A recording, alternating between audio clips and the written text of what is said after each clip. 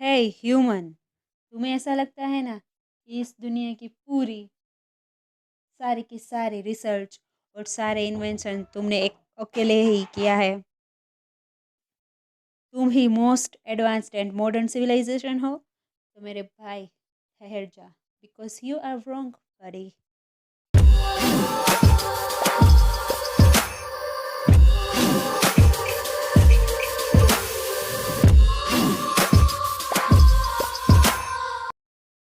Hello दोस्तों, तो कैसे हो आप सब?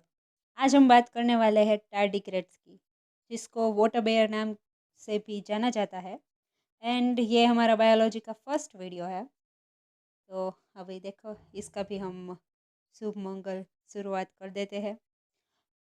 तो ये हमारे टार्डिग्रेड्स, जो कि बहुत ही ज़्यादा अमेजिंग है, जिसके बारे में जानने के बाद आपको मनुष्य यानी इन लोगों के, इन दुनिया से ज़्यादा तुम्हें इनसे ज़्यादा प्यार हो जाएगा।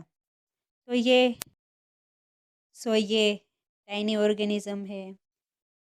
It could survive in space also, in extreme radiation and temperature, in odd conditions in which human can't even live for a minute।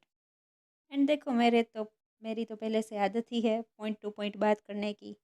तो अब ये रेडिएशन को सर्वाइव कर सकता है, यानी रेडिएशन से इसको कुछ भी डिसएडवांटेज, कोई डैमेज नहीं होता। क्यों? क्योंकि उसके आसपास जैसे हमारी स्किन होती है ना, वैसे ही किसका लेयर है, DSUP नाम के एक यूनिक न्यूक्लियर प्रोटीन का, जिसका काम क्या है, वो डैमेज सप्रेसर है। यानी कि वो डैमेज है उसे ठीक कर देता है ना। और अब हमने तो कोई कसर छोड़ी ही नहीं होगी, इसलिए ह्यूमन DNA में जब इसको इंजेक्ट किया गया, मतलब कि उसे रेडिएशन से हमें कितने, कुछ 40% के अराउंड हमें प्रोटेक्शन मिला है, जो कि ionising radiation, H2O2 treatment and hydrogen radical होता है। हाँ, ये हाइड्रोजन रेडिकल बहुत आता है ना 11th 12th में, ये ऑर्गेनिक केमिस्ट्री में सब के सब रिएक्शन में आता है। पर कभी किसी ने ऐसा नहीं किया कि ये हमारे लिए हार्मफुल होता है। यही तो प्रॉब्लम है हमारी सिस्टम की। जो एक्चुअल में सिखाना चाहिए वो सिखाते नहीं, और बाकी की बकवास सिर्फ किए ही जाते हैं।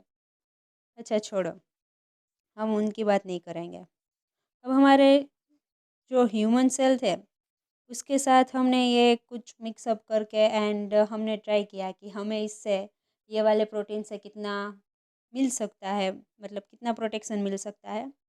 तो ये अब बहुत ज़्यादा नहीं, बट अराउंड 40% तक वो तो हमने बताया था, है ना। एक्सरे से भी हमें इससे प्रोटेक्शन मिल सकता है। और अब आप ऐसा सोचेंगे कि अच्छा, ये बैक्टीरिया एंड ये जो होता है सब माइक्रो ऑर्गेनिजम्स, उनका लाइफ स्पेन बहुत कम होता है। हाँ, बहुत कम ही होता है। इनका कितना है, कोई अंदाज़ा है आपको? इसका अराउंड 90 मिलियन ईयर्स। जी हाँ, लगता है ना कि बहुत कम है। अगर लगता है कि बहुत कम है तो आप सो रहे हैं, इसलिए दोस्तों जाग जाओ। सबसे पुराना टार्डिग्रेड जो हमें मिला है हमारे साइंटिस्ट लोगों को, वो 90 मिलियन ईयर्स पहले का है। अब देखो, ये इमोर्टल नहीं है ना, मतलब ये अमर नहीं है, बट इसके पास एक प्रॉपर्टी है which is called as state of cryptobiosis. यानी कि हमको पता है जैसे फ्रॉग होता है, तो वो कुछ सीजन में ऐसे सॉइल के अंडरग्राउंड हो जाता है ना। एंड देन जब उसको अच्छा, हमारा वेदर अच्छा हो जाता है, तब वो फिर से बाहर निकल कर ऐसे फिर से खाना पानी सब स्टार्ट कर देता है। वैसे ही ये उस स्टेट को क्रिप्टोबायोसिस कहते हैं। और ये अराउंड उसका एवरेज होता है 2000 ईयर्स। तब तक वो इस स्टेट में रह सकते हैं।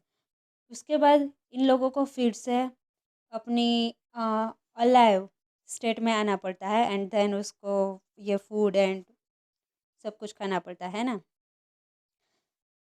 अब इन लोगों का ना जो कहते हैं कि हम कुछ ऐसी कंडीशंस तो होगी जिसमें ये उसकी डेथ हो जाए, तो उस ऐसी कंडीशन भी है।